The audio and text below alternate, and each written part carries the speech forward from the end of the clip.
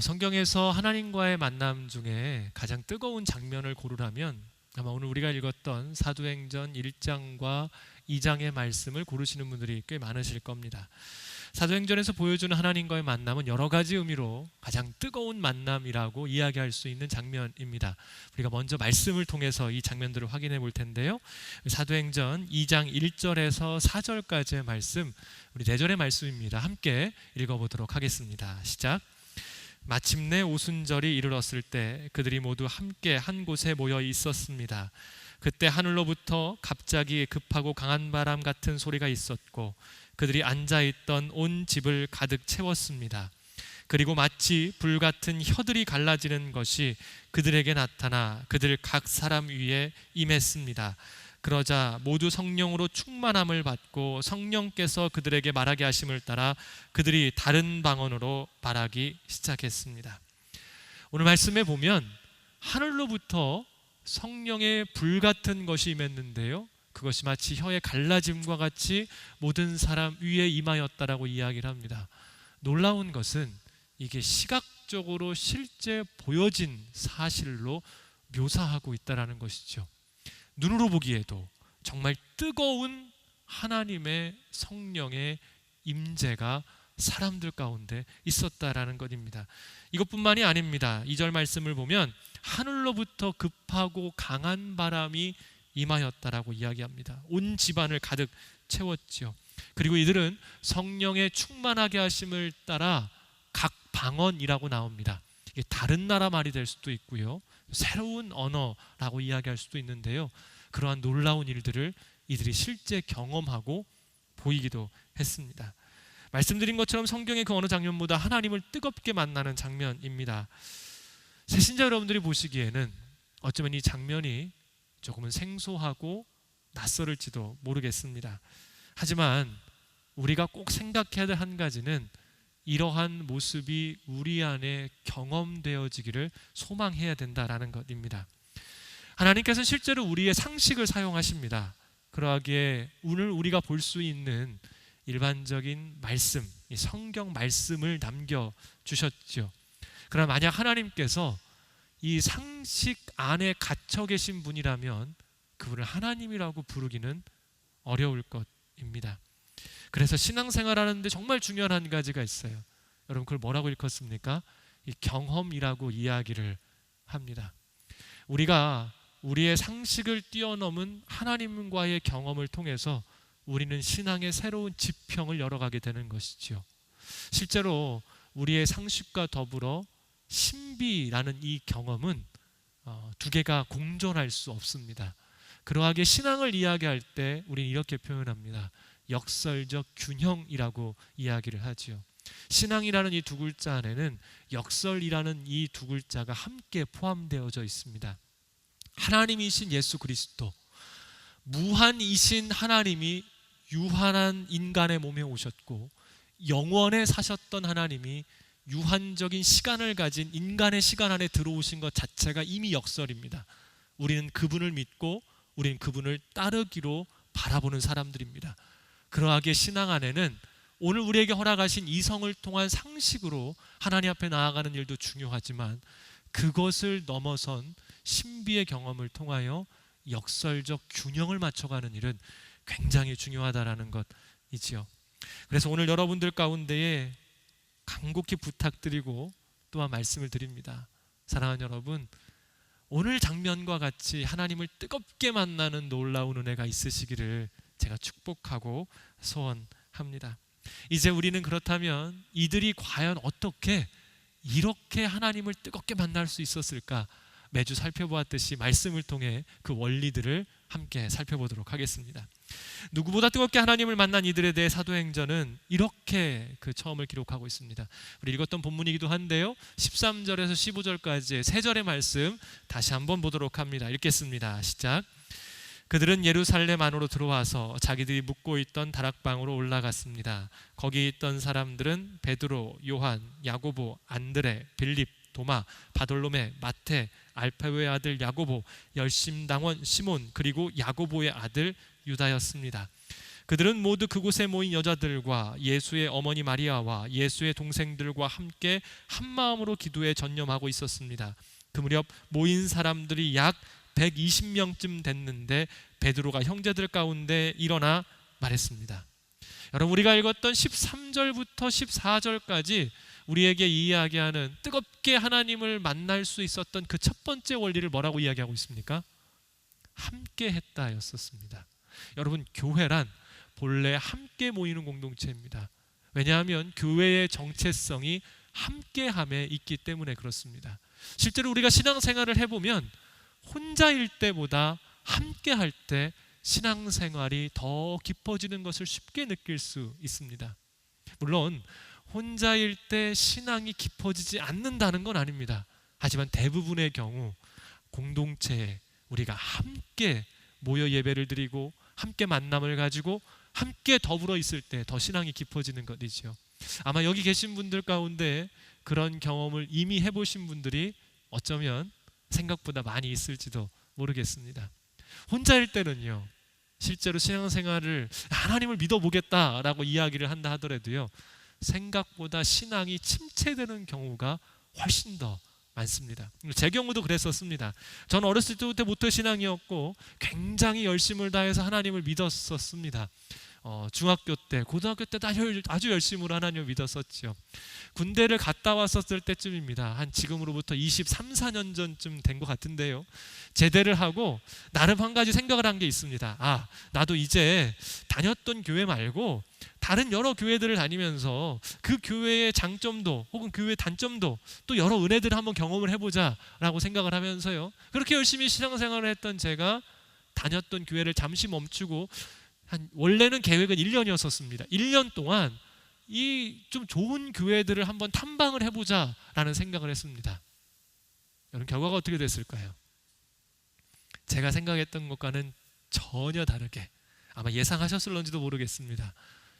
제 인생 가운데 신앙이 가장 침체되었던 때가 바로 그때였었습니다.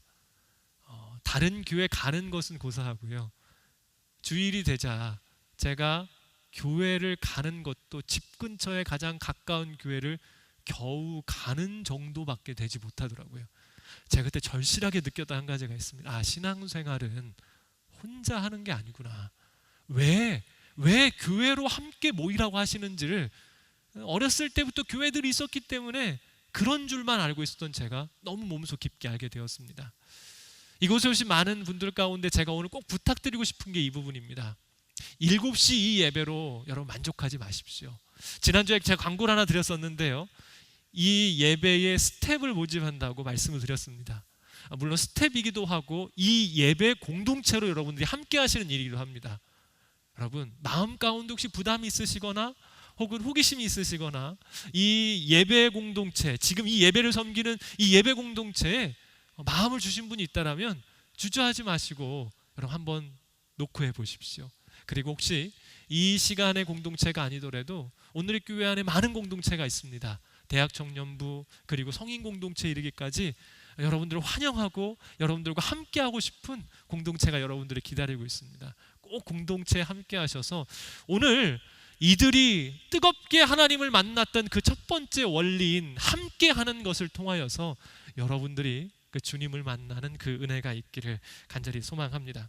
그런데 우리가 읽었던 마지막 15절에 보면 특별한 장면을 한 가지를 묘사를 하고 있어요. 그것은 바로 베드로가 갑자기 기도하던 중에 벌떡 일어나는 장면을 묘사하고 있지요. 여러분, 왜 베드로는 갑자기 일어나게 되었을까요? 그것은 바로 그들 안에 있었던 특별한 한 가지 이야기를 꺼내기 위해서였었습니다. 말씀을 면밀히 보신 분들은 아마 기억하셨을까요? 보셨을까요? 예수님의 제자는 원래 12명입니다. 그런데 오늘 우리가 읽었던 13절에 보게 되면 혹시 몇 명이 기록된지 보셨습니까? 11명만 기록되어 있습니다. 이유는 우리가 잘 알고 있는 것처럼 예수님을 배반했던 가룟 유다가 스스로 자기 목숨을 끊었기 때문입니다. 제자들에게 있어서 이 가룟 유다라는 이름은요, 굉장히 불편한 이름이 되었어요. 그런데 베드로가 벌떡 일어나더니 기도 가운데 갑자기 그 일을 꺼내기 시작하는 겁니다. 사람들 안에 이름을 꺼내면 불편한, 그 배신자였고 그래서 스스로 목숨까지 끊었던 그 사람에 대한 이야기를 하기에는 너무 어색한 그 자리에 11제자뿐만이 아니 예수님을 따랐던 많은 제자 120명이 함께 모인 그 자리에 이들의 리더격인 베드로가 그 이야기를 꺼내는 겁니다. 그러면서 그에 대한 이야기를 쭉 하고 그가 배신하였던 이야기와 더불어서 목숨을 끊어 어떻게 되었는지까지 성경 안에 베드로가 말한 기록을 이야기해 주고 있어요. 여러분, 베드로는 기도를 잘하고 있다가 왜 갑자기 가룟 유다 얘기를 꺼냈을까요? 흐름이 이상하지 않습니까? 아니, 기도하면 되지 왜 갑자기 가룟 유다 이야기를 꺼냈을까요? 오늘 우리는 하나님과의 만남을 이야기를 하고 있습니다. 그리고 그것은 기도를 통하여 하나님과 만날 수 있음을 이야기하고 있는 중인데요, 그 기도 가운데 베드로가 갑자기 일어나 가룟 유다 이야기를 꺼냅니다. 우리가 만남이라는 이 단어를 생각할 때 우리가 가장 상식적으로 생각할 수 있는 한 가지가 있습니다. 누군가의 만남을 가질 때에 우리 안에 관계 안에 불편함이 있다면 그 만남이 온전하지 않음을 너무나 잘 알고 있습니다. 만나도 만난 것 같지 않은 시간으로 흘러갈 수 있게 되지요. 하나님 앞에서의 만남이 그렇습니다. 여러분, 하나님과 만남을 가질 때에 우리 안에 누군가의 관계가 얽혀 있고 설켜 있어서 그 관계의 불편함을 가지고 하나님께 나아가는 만남은요, 하나님과의 깊은 만남을 가질 수가 없습니다. 그래서 예수님께서 이런 가르침을 주셨죠. 형제와 화목한 후에 와서 제사를 드려라 라는 말씀을 하신 적이 있습니다. 사랑하는 여러분, 하나님께 나아갈 때 오늘 우리가 기도도 하고요, 주님을 찾을 때도 있습니다. 그런데 그 주님과의 깊은 만남이 이루어지지 않는 시간들이 생각보다 많을 때가 있어요. 그때 점검해야 될 한 가지가 있다는 겁니다. 문득 내 안에 풀어지지 않은 관계가 있다면 그것을 먼저 하나님 앞에 가지고 나아가는 일이 우리에게 정말 중요하다는 것이죠. 왜냐하면 하나님과의 만남이 하나님과의 관계 안에서 이루어지기 때문입니다. 그분이 우리를 사랑하셨기에 우리가 주님께 나아가 주님 만날 수 있기 때문입니다. 곧 관계의 맺음을 하나님께서 우리 가운데 더 깊이 원하시는 것인데, 다른 이들과의 관계는 다 흐트러 놓고 하나님과의 관계만 온전하게 하겠다고 주께 나아가면 여러분, 주께서 그 만남을, 하나님 앞에 나아가는 그 기도를 들어주실까요? 그렇지 않다라는 것이죠. 갑작스럽게 별안간 일어나 가룟 유다의 이야기를 하고 그리고 그 모든 관계들을 정리하고 새로운 제자를 뽑았던 데는 이러한 이유가 있었던 것입니다. 오늘 우리 안에 주께 나아감에 있어서 불편한 관계가 있으시다면 먼저 그 일을 주님 앞에 내려놓으십시오. 그리고 주님을 찾는다면 주님을 만나는 은혜를 경험하게 되실 것입니다. 이제 다음 내용으로 좀 넘어가 볼까요? 여러분, 이들이 기도함에 있어서 기도 가운데에 하나님을 뜨겁게 만나게 되었는데요, 혹시 이런 궁금증 생각해 보시지 않으셨습니까? 이 사람들은 도대체 얼마나 기도해서 하나님을 이렇게 뜨겁게 만날 수 있었을까? 얼마나 기도했을까요? 어떻게 기도했길래, 얼마나 기도했길래 이런 놀라운 일이 이루어졌을까요? 감사하게도 이들이 기도한 기간이 성경에 나와 있습니다. 우리 3절 말씀 함께 읽어볼 텐데요, 3절, 1장 3절입니다. 읽겠습니다. 시작. 예수께서 고난당하신 후에 자신이 살아계심을 여러 가지 확실한 증거로 사도들에게 직접 보여주셨고 40일 동안 그들에게 나타나 하나님 나라에 대한 일을 말씀하셨습니다. 예수님께서 십자가에서 죽으시고 부활하신 후 40일 동안 제자들과 함께 하셨다라고 이야기를 합니다. 그리고 제자들은 그 40일을 주님을 만난 이후로부터 기도를 시작했어요. 이후 성경에서는 시간의 흐름을 알려주고 있는데요, 2장 1절 말씀에 얼마나 시간이 흘렀는지를 이렇게 기록합니다. 2장 1절 말씀 함께 읽습니다. 시작. 마침내 오순절이 이르렀을 때 그들이 모두 함께 한 곳에 모여 있었습니다. 시간이 흘러서요, 예수님 40일 동안 함께하고 난 다음에 오순절이 되었다라고 이야기를 합니다. 계산을 어떻게 볼 수 있을까요? 예수님께서 십자가에 달리셔서 부활하신 때가 유월절 전후입니다. 유월절로부터 부활하셔서 예수님이 40일 동안 함께 하셨어요. 그리고 이들이 예수님을, 부활하신 예수님을 만난 지 40일부터 기도를 시작을 했답니다. 그리고 오순절이 되었대요. 오순절은 어떤 날이냐면요, 6월절로부터 50일이 된 날입니다. 자, 계산해 보겠습니다.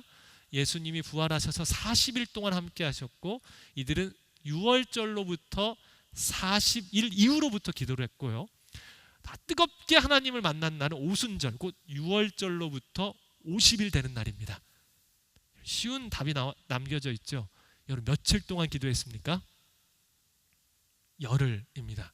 제 설명이 너무나 이상했나 봅니다. 아무도 답을 안 해주시네요. 열흘 동안 이들이 기도했습니다. 어떠세요? 열흘이라는 이야기를 들으니까 마음속에 조금 나도 할 수 있겠구나, 이 정도면 나도 좀 열심히 기도해봐서 이들이 경험했던 뜨겁게 하나님을 만났던 그 일을 좀 할 수 있지 않을까, 여러분 그런 생각이 좀 드시지 않습니까? 네, 그러기를 바랬는데 제가 오늘 좀 설교를 잘 못하고 있는 것 같습니다.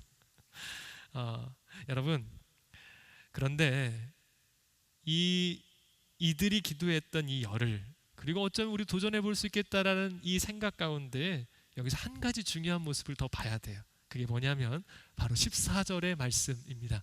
우리 14절 말씀, 더 중요한 한 가지 요소가 있는데요, 읽어보도록 하겠습니다. 14절입니다. 시작. 그들은 모두 그곳에 모인 여자들과 예수의 어머니 마리아와 예수의 동생과 함께 한 마음으로 기도에 전념하고 있었습니다. 여러분, 그들이 열흘을 기도했는데요, 여기서 아주 중요한 단어가 나왔죠. 어떻게 기도하고 있었다라고 나옵니까? 기도에 전념했다라는 단어가 나옵니다. 이들은 한 마음으로 오직 기도에 전념합니다. 다른 마음을 가지지 않고 오직 기도에만 시간을 쏟아 부었어요. 우리가 만약 어떤 한 가지 일에 마음을 다 쏟아놓는다면, 그래서 하루라는 시간을 그 일을 위해 다 쏟아놓는다면 얼마나 그것에 시간을 부을 수 있을까요? 예를 들면 이런 겁니다. 학생들이 수능을 위해서 공부할 때 마지막 수능을 얼마 남겨놓지 않고 마음을 다해 공부를 한다면 몇 시간 공부를 할까요? 직장인들이 중요한 프로젝트가 눈앞에 있어서 정말 힘을 다해서 그 프로젝트를 완수하기 위해서 그 일을 한다면, 여러분 그 사람은 몇 시간 동안이나 일을 할까요? 아마 어떠한 중요한 일이 있고 그 일에 힘을 쏟아붓는다라고 이야기를 했었을 때 아마 우리가 쏟아부을 수 있는 시간은 잠자고 밥 먹는 시간을 제외하고 제 경험으로 보자면 한 18시간 정도는 쏟아부을 수 있을 것 같습니다. 이들이 만약에 하루에 밥 먹고 잠자는 시간을 제외하고 18시간을 기도를 했다고 합시다. 그리고 열흘이 됐어요. 그럼 몇 시간 정도나 됩니까? 아마 180시간 정도 되지 않을까 생각을 합니다. 여러분, 제가 왜 시간을 구체적으로 이야기하는지 잘 모르시겠죠. 이런 이유 때문입니다. 우리가 하나님과의 만남을 위하여서 혹은 특별한 일을 위하여서 기도를 합니다. 그런데 오랜 시간 기도했다고 이야기는 하지만 생각보다 그 시간이 길지 않을 때가 참 많다라는 것입니다. 제가 예전에 대학부를 섬길 때 이 학생들이 저에게 와서 이러한 고민을 토로했었어요. 목사님, 제가 고민이 한 가지가 있다고. 물론 이 친구들이 취업에 대한 고민도 있었지만 많은 친구들의 더 큰 고민은 비전이 없다라는 것이었었습니다. 취업도 중요하지만 비전이 있어야 취업을 준비를 하고 그 비전을 따라 살아갈 텐데 내 안에 비전이 없다고, 어떻게 하면 좋을까라고 이야기를 합니다. 여러분, 그럼 목사가 묻는 게 뭐겠습니까? 한 가지 물어보죠. 얼마나 기도했니? 기도하고 있니? 라고 묻습니다. 어떤 경우에 이 학생들이 기도 안 하고 온 친구들도 꽤 있었었고요. 기도했다라고 하면 보통은 한 달, 조금 긴 친구들은 3달, 제가 정말 길게 본 친구가 6달, 한 명 정도 기억이 나는데 이 친구는 정말 1, 2년 기도했던 친구가 있었어요. 그래서 그 친구에게는 정말 마음 다해 축복해줬어요. 야, 너 정말 하나님께서 곧 주실 거다, 걱정하지 마라. 그리고 그 친구는 정말로 그 비전을 따라 하나님께서 인도하시는 길을 갔습니다. 여러분, 그런데 제가 이 친구들에게요, 특별히 3개월, 6개월 기도해도 참 긴 시간인데 이런 얘기를 한 적이 있습니다. 너 하루에 이 기도했다고 그러는데 얼마나 기도하니? 라고 이렇게 물어보면 기도하는 학생들 중에서 길게 기도했던 친구들이 하루에 30분 정도를 기도한다고 이야기를 합니다. 길지요. 여러분, 그런데 이 30분 중에서도 이렇게 물어봐요. 그럼 비전을 위해서는 얼마나 기도하냐라고 물어봐요. 그럼 이 친구들이 갑자기 말을 뚝 끊어요. 그래, 30분 중에 비전을 위해서는 얼마나 기도하니? 그러면 대부분 정말 길면 10분, 보통은 5분 미만입니다. 오늘 우리가 하루에 30분을 기도해도 비전을 놓고 기도하는 시간이 하루에 5분 정도예요. 하루에 5분. 그러면 한 달이면 얼마나 될까요, 여러분? 시간이 150분이 맞습니까? 예. 150분이면 대략 2시간 정도, 조금 넘는 2시간 반 정도 되는 시간입니다. 이 시간이 한 달 동안이 2시간 반인데요. 여러분, 이게 석 달 혹은 6달이 돼도 얼마나 될까요? 이게 다 합쳐봤자 18시간 혹은 40시간을 넘지가 않습니다. 실제 시간으로 환산해 보면 오랫동안 기도했다라고 이야기하지만 실제 기도의 시간이 양적으로 너무 적을 때가 많이 있어요. 제가 그래서 그 학생들에게 부탁을 합니다. 정말 비전이 너의 인생 가운데 중요한 일이면 그만큼 시간을 하루에 하나님께 묻는 게 중요하다. 우리 조금만 더 힘을 내자 이야기를 하지요. 우리가 기도를 많이 할 때처럼 느낄 때가 있습니다. 그리고 내가 이렇게 오랜 시간 동안 기도했는데 하나님께서 왜 응답해 주시지 않으실까 생각하지요. 하지만 냉철히 생각해 보면 하나님의 은혜를 받을 만큼 혹은 주님과의 뜨거운 만남이 있을 만큼의 실질적인 기도의 시간에 부족할 때가 많이 있다라는 것입니다. 특별히 앞서서 말씀드린 기도에 전념했다라는 이 표현에서도 우리는 많이 부족할 때가 있다라는 것이지요. 사랑하는 여러분, 오늘 본문에 나와 있는 이 제자들 120명의 사람들은요, 놀랍게도 기도에만 전념을 했고 그들이 쓸 수 있는 시간을 다해 마음 다해 기도했다라는 것입니다. 그리고 그들은 성경에서도 손꼽힐 만한 하나님과의 뜨거운 만남을 실제로 경험할 수 있었습니다. 이러한 이야기를 듣고 있다 보면 우리도 그렇게 하고 싶어요. 우리 안에도 이들과 같은 모양으로 기도하고 하나님을 만나고 싶은 마음이 일어납니다. 그렇다면 이제 우리에게 중요한 질문이 남아 있습니다. 이들은 어떻게 이렇게 기도에 전념할 수 있을까입니다. 어떻게 마음을 다해 주님 앞에 나아가 이렇게 온 힘을 다하여서 연속적으로 주님께 기도할 수 있었을까? 오순절이 되면, 열흘 지나면 큰 은혜가 있을까 예상하고 있었을까요? 그렇지는 않았던 것 같습니다. 무한정 기도한다는 것은 사람에게 불가능합니다. 그래서 오늘 우리가 이미 앞서서 봤던 말씀이 중요한데요. 4절과 5절 말씀 함께 읽어보도록 합니다. 4절과 5절입니다. 읽습니다. 시작. 그들과 함께 모였을 때 예수께서 이렇게 명령하셨습니다. 예루살렘을 떠나지 말고 너희가 내게 들은 대로 내 아버지가 약속하신 선물을 기다리라. 요한은 물로 세례를 주었지만 너희는 며칠 안에 성령으로 세례를 받을 것이다. 예수님의 약속의 말씀이 있었어요. 십자가 지시기 전에 말씀하신 성령에 대한 약속의 말씀은 물론이고 며칠이 지나지 않아 너희에게 이 일이 이루어질 것이라 말씀을 합니다. 그렇다면 제자들이 그 시간 가운데 어떻게 기도할 수 있었던 것일까요? 한 가지입니다. 이 약속의 말씀을 믿고 기다렸던 것입니다. 하나님께서는 오늘도 우리에게 동일하게 말씀하시며 이 일을 이루시기를 원하십니다. 우리는 성경이 약속의 말씀이라는 것을 알아요. 그런데 문제가 있어요. 믿고 싶은데 잘 안 믿어진다는 거죠. 그렇게 하고 싶은데 정작 일상에 들어가면 그것이 우리 안에 잘 되지 않는 현실을 바라봅니다. 여러분, 제자들은 정말 아무런 방해 없이 예수님 말씀만 믿고 바로 기도할 수 있었을까요? 아닙니다. 그들 안에도 우리와 같은 어려움이 있었습니다. 자, 6절 말씀 함께 보도록 하겠습니다. 6절 읽어봅니다. 시작. 그래서 그들이 다 같이 모여 있을 때 예수께 물었습니다. 주여, 주께서 이스라엘에게 나라를 회복시켜 주시려는 것이 지금입니까? 굉장히 뜬금없죠. 예수님께서는 4절과 5절을 통해 약속하신 성령에 대한 이야기, 그리고 며칠이 지나지 않아 성령의 세례를 받을 것이다라는 놀라운 말씀을 하셨는데 제자들은 이 이야기를 듣고 갑자기 예수님께 그 자기 세상 나라의 일을 갑자기 묻고 있는 중이에요.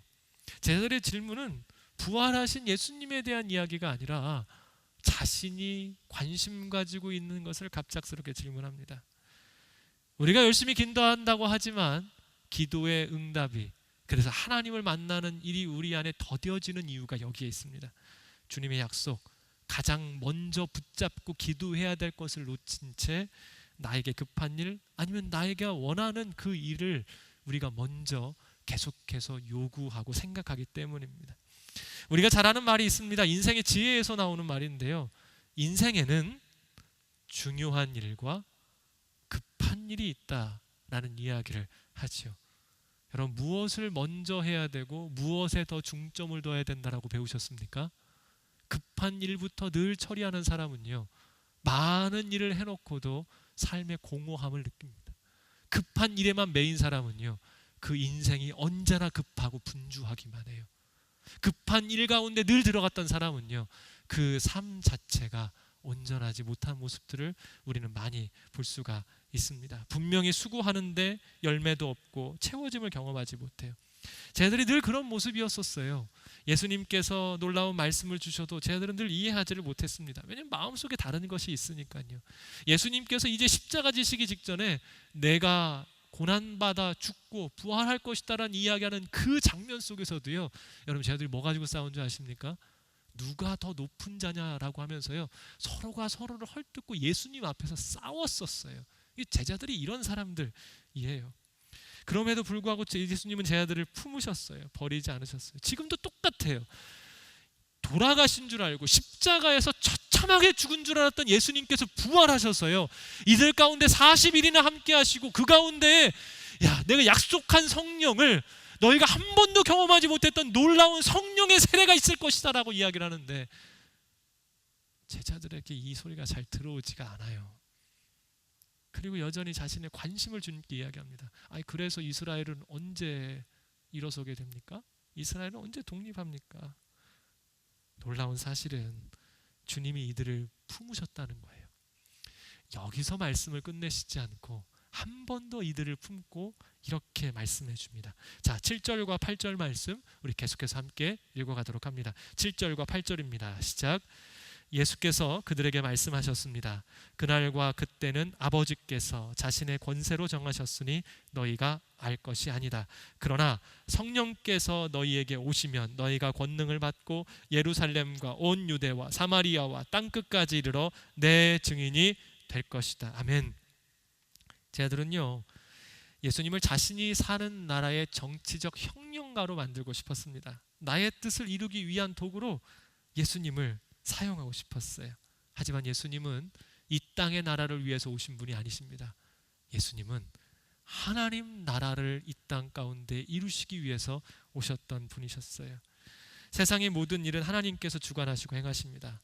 우리는 그 하나님을 믿고 그 하나님을 신뢰합니다. 그 선하심을 바라봅니다. 예수님께서 이제 이야기하세요. 더 이상 그 일에 관심을 갖지 말아라. 선하신 하나님이 때가 되면 반드시 이룰 것이다. 우리의 근심과 염려가 그것을 이룰 수 없고 하나님의 때에 주님은 반드시 이루실 것이다. 그러면서 뭐라고 하십니까? 세상의 나라에 대한 자신의 소원이 목적이 아닌 나의 시선이 하나님의 말씀 앞으로 나아가면 그 하나님의 놀라운 일을 경험하게 될 것이라 또다시 이야기하는 거예요. 제자들이 두 번째 주님의 말씀에 시선이 바뀌기 시작했어요. 이제 그들이 여전히 40일간 주님을 만났음에도 불구하고 마음속에 자신이 급한 일, 나에게 중요한 일, 내가 원하는 그 일 가운데 마음이 있었던 그들이요, 예수님의 두 번째 말씀에 자신의 시선을 옮기기 시작합니다. 나의 시선에서 주님의 시선으로, 나의 나라에서 주님의 나라로 시선을 옮길 때, 그래서 그 말씀이 약속으로 믿어지고 그 말씀을 따라 전심을 다해 기도했었을 때 이들 안에 성령의 충만함을 경험하는, 뜨겁게 하나님을 만나는 놀라운 역사가 이루어졌다라는 것이지요.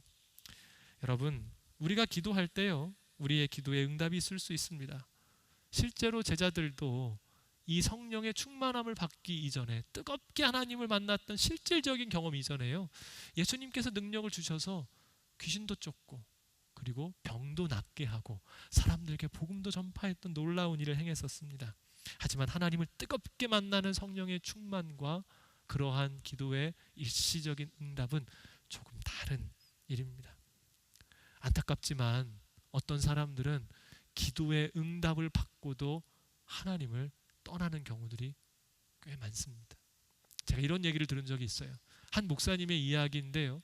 이 목사님께서 이제 막 신학을 시작하셨고, 늦은 나이에 신학을 시작하셨고, 너무 하나님이 좋아서 기도에 전념하고 계셨을 때 자신이 섬겼던 교회에 한 성인 남성분이 암 판정을 받으셨는데, 이 암 판정이 너무나 급격하게 진행되는 암이었다는 겁니다. 절망적인 시간이었었지요.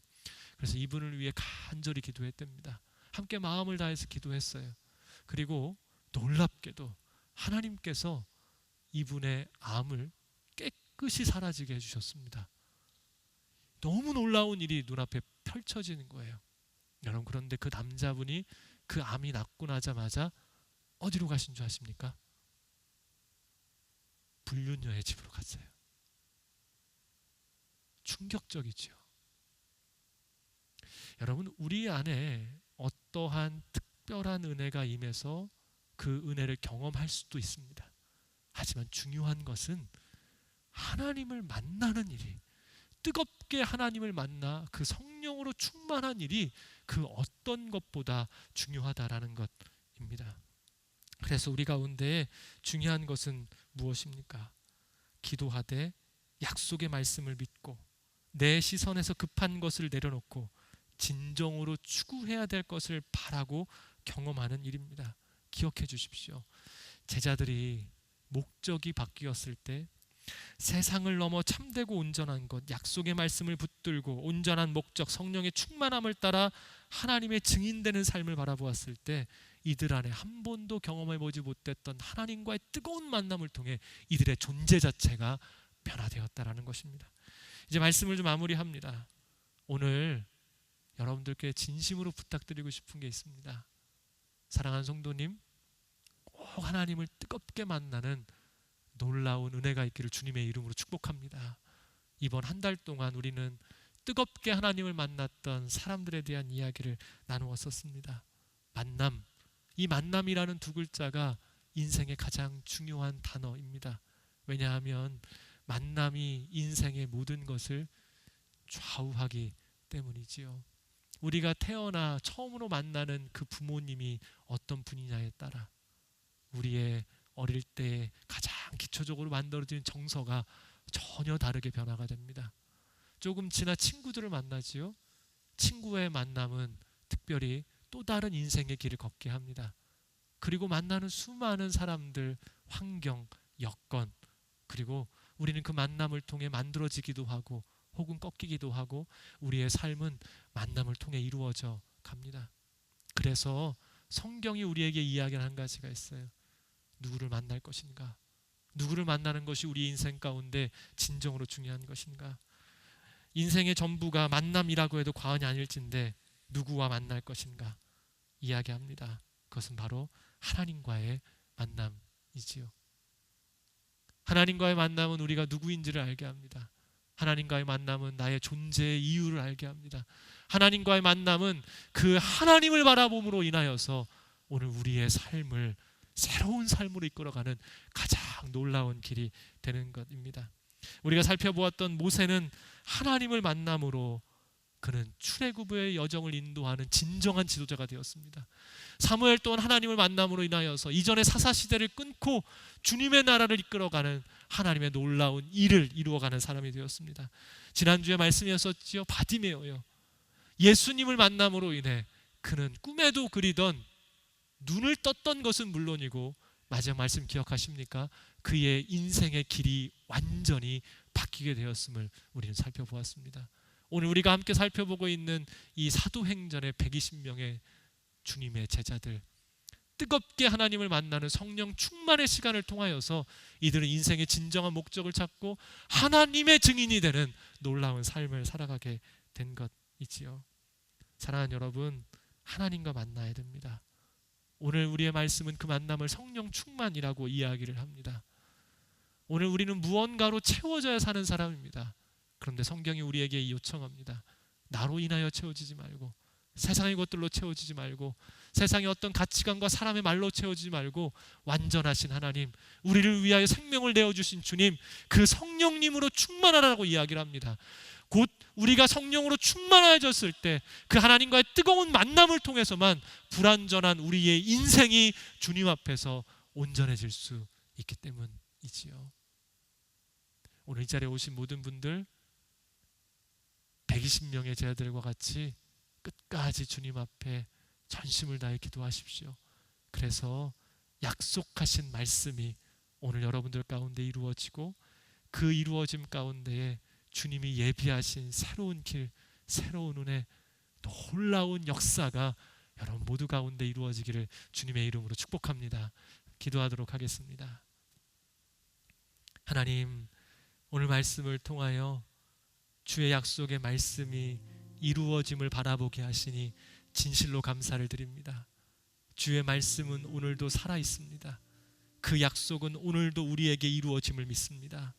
간절히 소망하오니 오늘 우리가 만남을 통하여 누려왔던 인생의 많은 기쁨과 또한 인생의 많은 복들을 이제 잠시 내려놓고 모든 것 대신 하나님과의 만남을 바라보며 나아갑니다.